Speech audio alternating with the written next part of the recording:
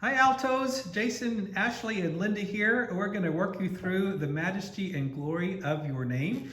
This is of course a well-loved piece that we've sung before, but today we are going to really work on phrasing and vowel formation. Linda and Ashley will let us know if there are any vocal tips that we need to take into consideration as you sing through this.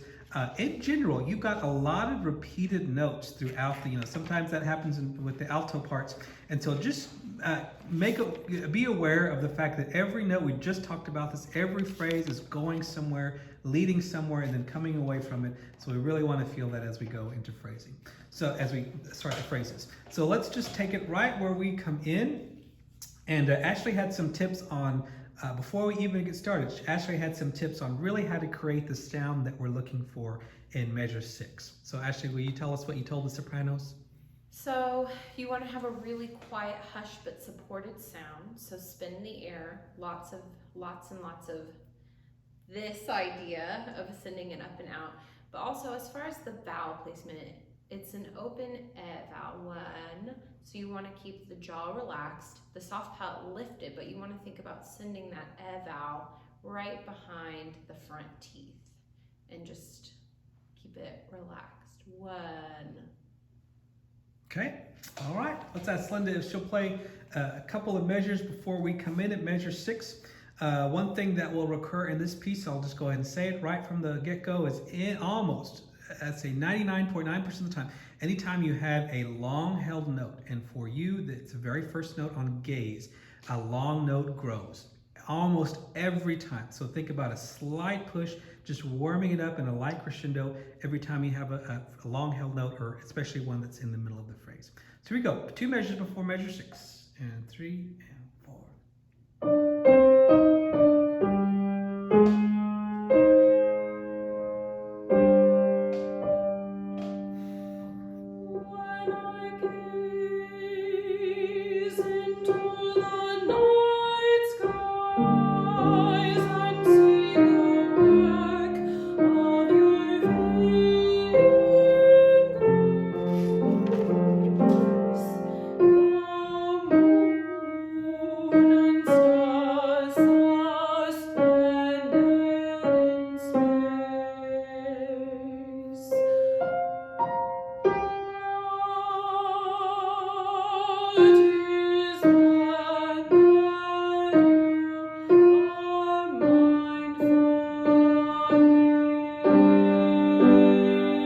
Okay, so the rhythm that you have is a little unusual, in particular, in page 4 on what. So everyone else is doing the work, starting on the beat 3, the measure that precedes it, and then all of a sudden you have to come in gently in unison with the sopranos. So make sure you're thinking of that note before you sing it. Come and kind of gently join the sopranos in what they're doing, and then crescendo forward. And notice, if you would, that it's the downbeat of the triplet pattern, suspended in space. Mindful of him. We want to accent the accented syllables to make that happen. So let's try just pickups into page 4, the moon.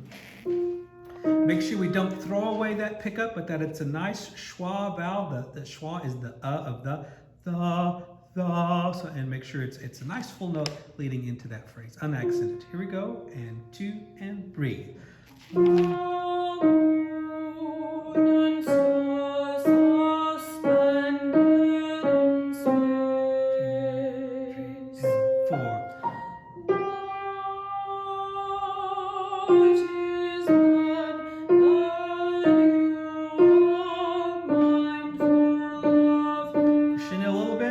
Crescendo, 2, 3, and breathe.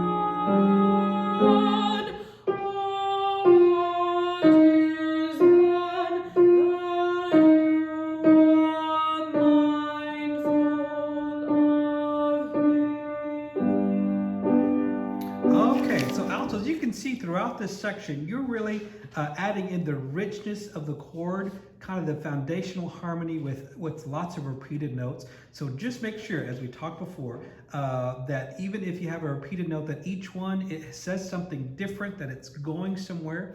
And to give you some help with that, we can accent the accented syllable. So if we look on page 4 and page 5, particularly on page 5, we've got honor, we've got lower, angels, creation. Make sure we're leading towards those accented syllables in those phrases, and it's almost more backing off of the unaccented syllable rather than really pushing the heavier syllable.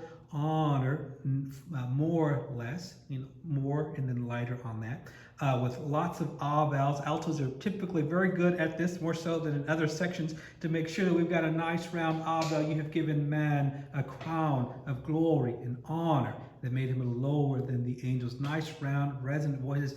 You are key to this harmony, even though it may feel like you're not with these accented syllables. So let's give that a try one more time at measure 17 and see if you can really feel a push to the climax of the phrase. You have given man a crown. Crown feels to me like the accent. Made him a little lower. Lower seems like the phrase. See if you can build to these accented syllables just to give yourself some breath and some phrasing that will make the piece come to life. Here we are at measure 17. Notice we crescendoed into this, and now we're intense mezzo forte, not too loud, but more intense and louder than we were in the measure before. 17 and 3 and 4.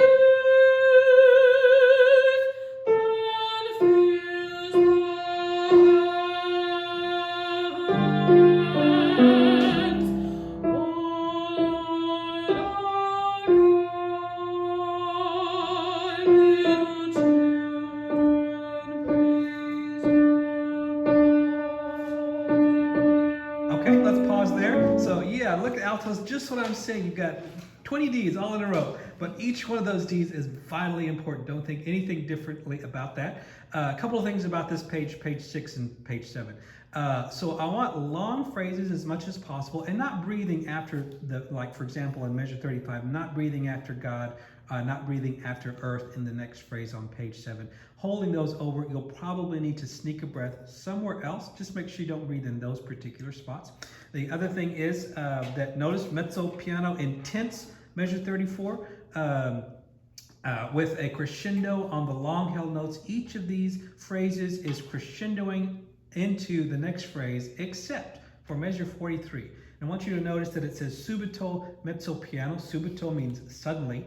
So we started that phrase before, mezzo forte, we've crescendoed into probably about a forte, and now all of a sudden, we're all of a sudden soft because we're about to sing about little children praising God perfectly.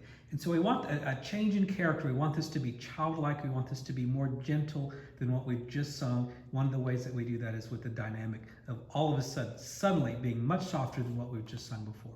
So let's go back to measure 34. And as I say, altos are pretty good at this, but make sure that, oh Lord, our God, majesty, glory, make sure those vowels are resonant and open and as beautiful as you can make it. Nothing spread or sticking out. We want this to be one prayer that the whole choir is singing together. Measure 34. Mezzo piano, not too much. Give yourself room to grow. And 3 and 4 and 1.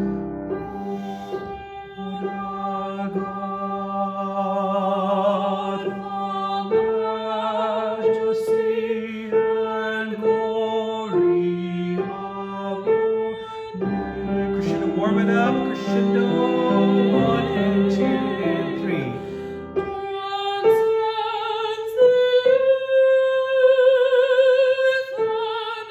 Crescendo. Now, change character, softer. Warm it up. Children, praise you, perfect. Rest. And so would we,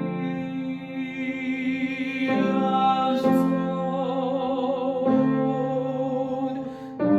don't breathe after we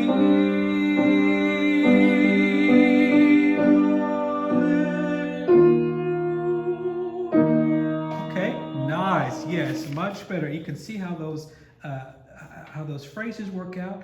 And for me, bottom of page 7, little children, praise you. Perfectly. Working on the accented syllables, even though it's the same repeated note, really brings that phrase to life. Again, I don't want to breathe in the middle of the phrase, so on page 8, let's not breathe after either we. And I want to kind of segue, just kind of float into the Alleluias at measure 52. So no breath after we, and again, you probably have to stagger breathe on that. Just to note as we get into the Alleluia sections, make sure that we've got an Alleluia.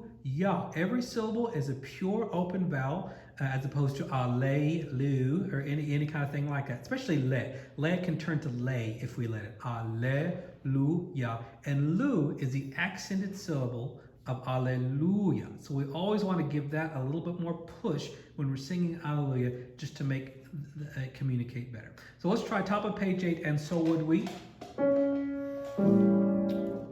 Keep in mind that in this section, every long note crescendos pretty much, I think, every long crescendo is going all the way into the climactic phrase that we have on page 10. So, and so would we, top of page 8. And 3 and 4 and 1. And so would we, and so would we. Warm it up ever so slightly and come back in.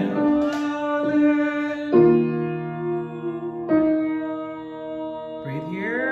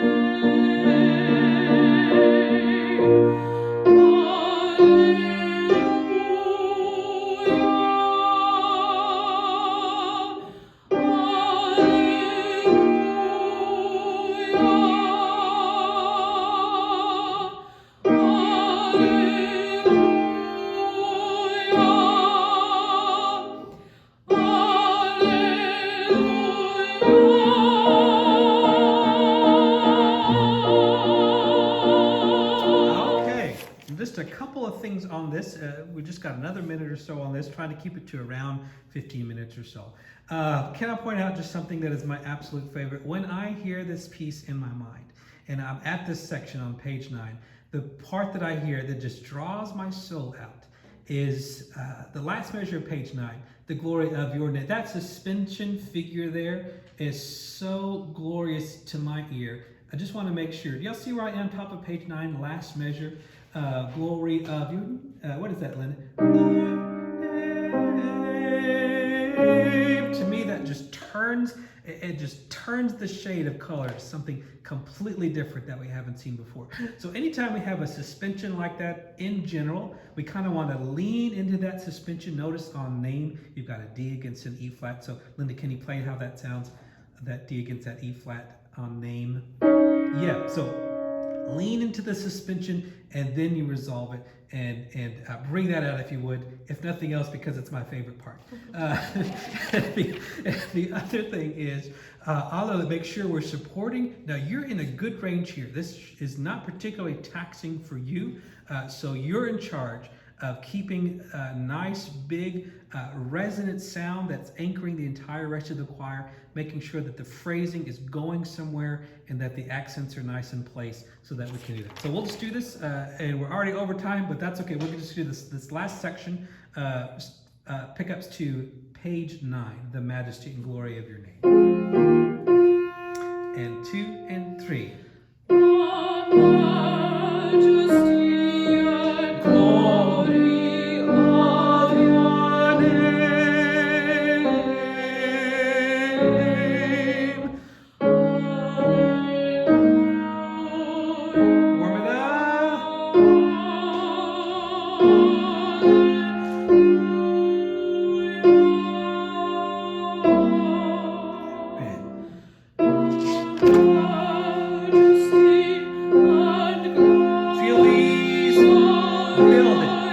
Crescendo chorus, altos, and exit.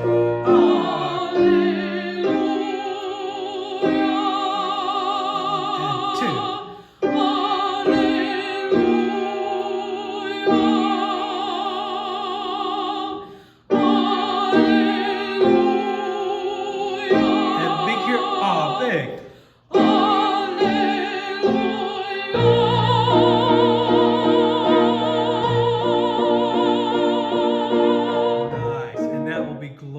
Goodness, altos, I thought y'all would be easy, but we're already at 18 minutes.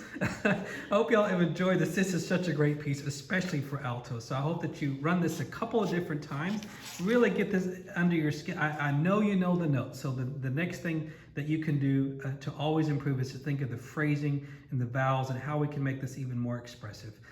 And I know you will. So take care. We'll see you next time. Bye.